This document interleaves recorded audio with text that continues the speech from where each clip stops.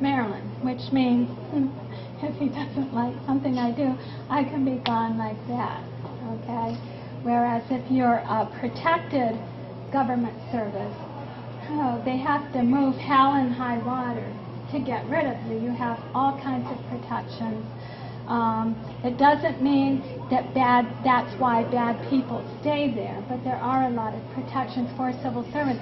And the reason for that historically, okay, was exactly so that the administration couldn't change and come in and get rid of all the people who might be loyal to the administration that had just left. A big scandal down in Maryland in the last, under our last governor. First time we had a Republican governor in dog years. Okay, so everyone that was in the government was a Democrat, just about. And then the Democrats acted up real bad at the government, and everyone was just so tired of it that, you know, the Republicans came in. Amy probably has heard her parents talking about this. But a lot of people lost their jobs when the Republicans came in and made a big scandal in Maryland, the number of people. And in fact, it got talked about for about 4 years. And it's the thing where there were emails and everything, you know, about why are we getting rid of these people. But what is happening is, you see it, they're kind of sawing away. There's privatization, the contractors, they're making a lot more positions appointed. It used to be just the very highest level, like cabinet level positions were appointed. But now it's down layers of appointments. And I think that is a real threat to building a civil service ethos. I think that, like, I'm not really worried that the comptroller will fire me, frankly, but the point is that you can't be, well, I won't say you can't be, it's difficult to be independent and autonomous in your thinking and in your job and making the right decisions that you know you have to make when you know it could cost you your job. Ask the Arthur Anderson people. Okay, they'll tell you how hard it can be. And then just budgeting and hiring constraints. The budget, that's another thing that has to be overhauled, is the way the government does the budget. But with the appropriation, okay, you have a certain amount of dollars that you can hire people with, then you have another certain amount of dollars that you can get work done with. So sometimes you have to, if there's not enough dollars to hire people to do the work, you have to hire it out. So sometimes the budgeting, it just doesn't help the situation at all.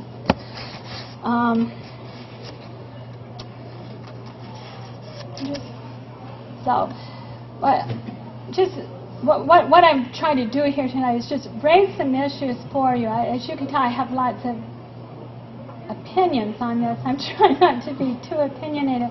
So I want you to do issue spotting. First of all, I would like to tell you that you can have a very good career in civil service, but bring to it just a thoughtful value system. And I would like to have a lot of people out there start talking about it, so that the people, even when I was at, I forgot to tell you, I was at a large university also for a year. And even at the university, there wasn't that kind of a talk about why are we here and what's our mission, although they were very good at their educational mission. Okay, I do have to say that I was surprised and impressed with their commitment to the education of the students. But as far as understanding themselves as a distinctively state institution and what that meant to them, as opposed to being a private provider of services, it wasn't on their radar screen. Let's see.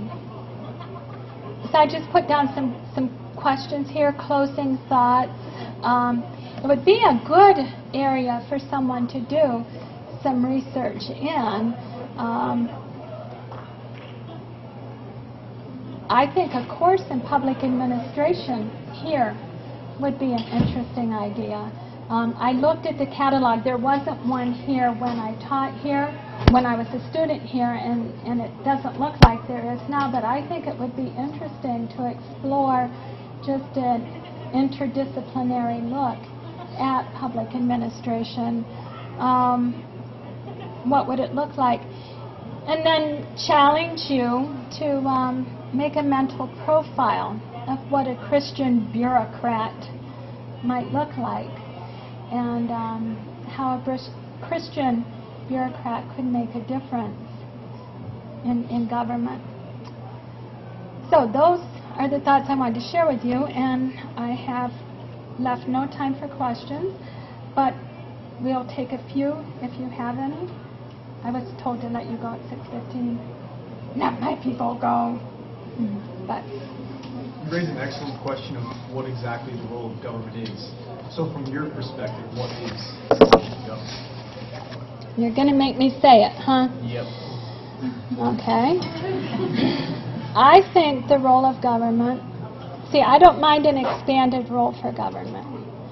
I think that government should be effective and efficient, but I also think that it's proper for government to care for the vulnerable among us. And so I am a proponent of expanded social services and programs to, like train people who can't get the training themselves, give them skills. I'm not talking about handouts, because as soon as you talk about delivering a higher level of social services, people think that you're doing handouts. I happen to think that if we could do it well, we could use government dollars to train people who can't afford to come to places like this, or even to community colleges, and get them job skills, to retrain people that have been laid off out in Michigan.